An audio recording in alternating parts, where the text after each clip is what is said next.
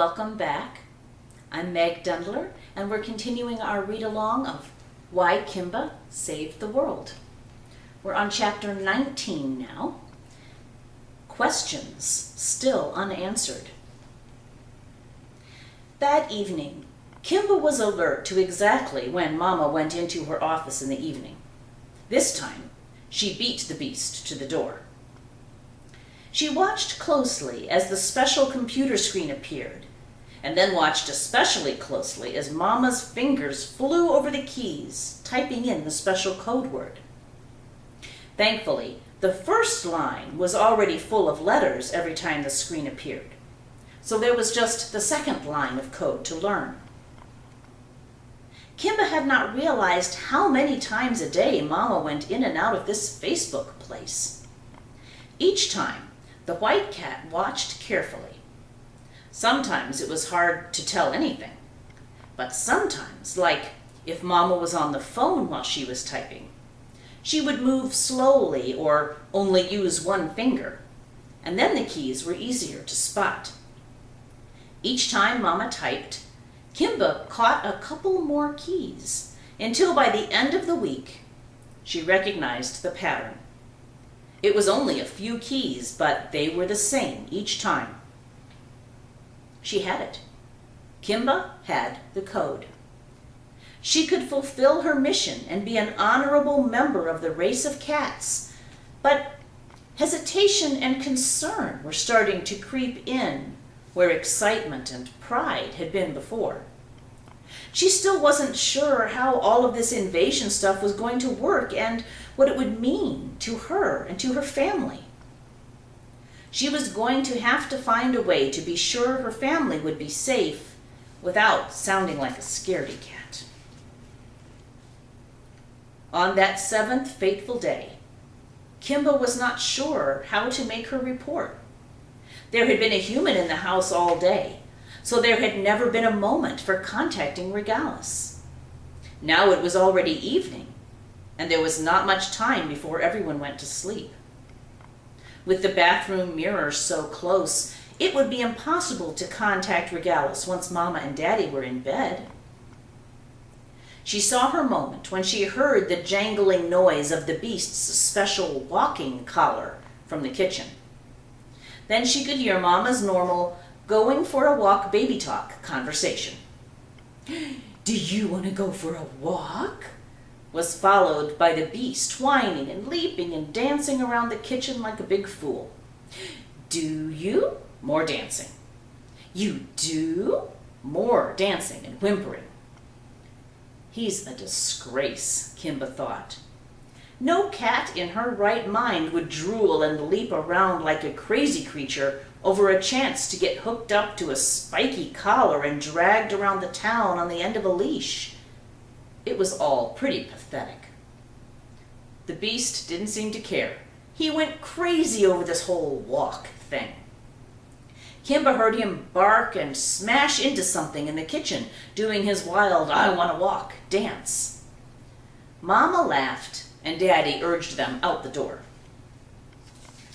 As Mama and Daddy headed out the back door with the beast squirming and wiggling with excitement, Kimba headed up the stairs quickly for a check on the two girls. Leia was busy playing a game on her own computer machine with Miss Fatty Cat clutched under her arms, belly up on her lap. Fatty gave Kimba a sideways glance and then closed her eyes. Leia wouldn't free her for a while. Around another corner, Mindy was at her desk drawing. As with most nights, she had the white music wires stuck in her ears. Her head bobbed to the beat of some faintly playing sounds. Her portable phone buzzed on the desk next to her, and Mindy quickly set to typing away on it with both hands going full speed. She didn't even notice Kimba. Slinky peeked out from under the bed and then scuttled back into the darkness again. Good. Neither of the girls would move anytime soon. Dashing back downstairs, Kimba raced for the bedroom. She stopped when she saw Hero sitting just inside the door. Are you going to come with me to give the report? Kimba asked. But what are they going to do with Daddy? Hero questioned. I feel like it's something bad. They can't take Daddy away from me. Maybe once we are in charge, we can decide what happens, Kimba said. Maybe, Hero said hesitantly, but I don't think so. I don't think you should do it.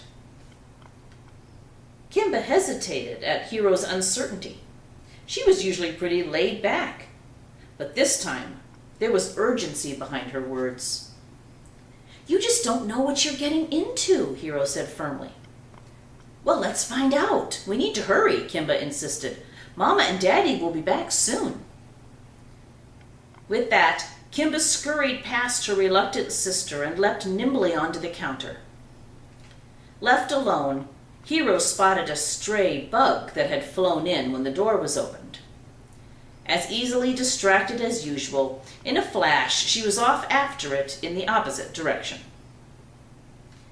Hello, Kimba yelled at the mirror. I have a report. An unfamiliar orange-striped tabby cat appeared in the mirror. At first the image was very dim. One moment, please, Kimba heard faintly. The orange cat faded and Regalis' image appeared. Are the humans home? He asked firmly. Mama and Daddy are outside for a few minutes walking the beast. We don't have much time, but I have my report. Good, he said. The image of a keyboard like Mama's appeared in the mirror directly under Regalis' image. Show me the keys she uses in exactly the right order, he said. Kimba carefully put both front paws on the frame of the mirror. She stared at the keys for a moment, closed her eyes to think, and then gently tapped out the series of keys that Mama used. Her right front paw touched the mirror gently, but she got the keys right. Regalis said. Do it again, please. Kimba did it again. Humans are so predictable, he hissed gleefully. We could get into most of the computers in the world if we just tried the pets' names as passwords. What do you mean? Kimba said. Your owner's code word, do you know what those keys spell? He asked. No, Kimba admitted. It says, Kimba, baby, Regalis said with a grimace. Kimba, baby? She repeated. So sad, Regalis groaned. How unoriginal. At least it will be easy to remember if we need it again later. Kimba, baby, she thought. That's Mama's special, important code word? Me? But the gray cat interrupted her. Now, the final step, he continued with great enthusiasm. Tomorrow night, the invitation will go out to millions of Facebook users around the world.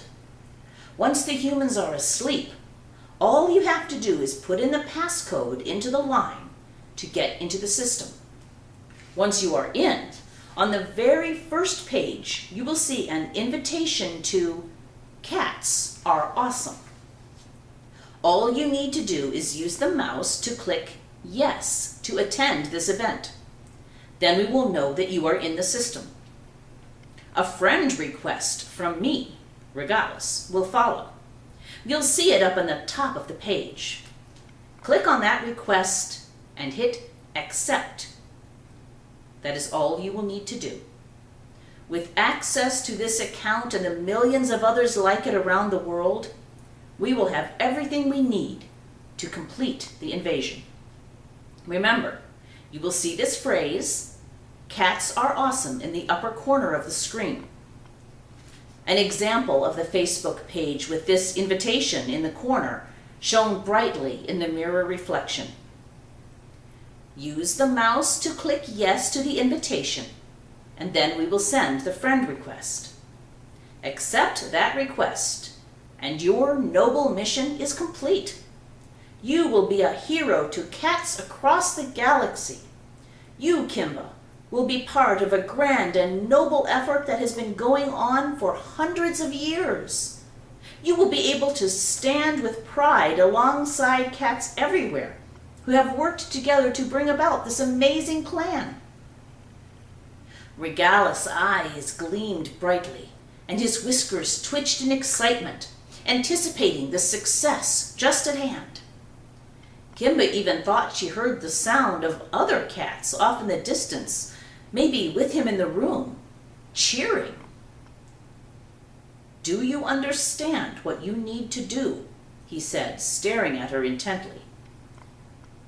Kimba nodded slightly, but she hesitated. "We've been wondering," she said quietly, "what will happen to the humans when the invasion is complete?" Regalis was silent a moment. Then he did that funny look where Kimba could tell he was watching someone else in the room that Kimba could not see. "That may be hard to explain," he began. But at that moment, the back door slammed shut, and Kimba heard the beast thundering through the house. When she looked back, the gray cat was gone. "No!" Kimba yelled, leaping up to touch the mirror in hopes of bringing Regalis back. "I don't have my answer yet. What will happen to the humans?" Before she could even move, the bathroom lights flashed on, and Kimba saw Mama's reflection in the mirror. Her paws were still up on the frame.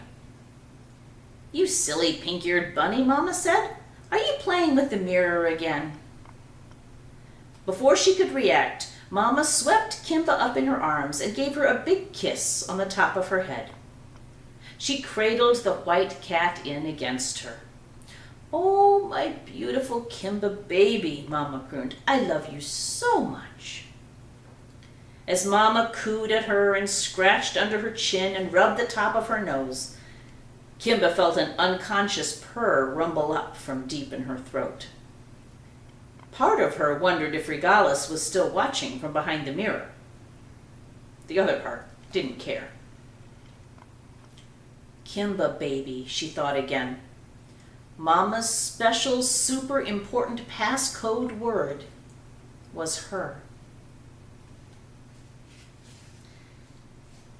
That's the end of chapter 19. I hope you'll join us again. Thanks.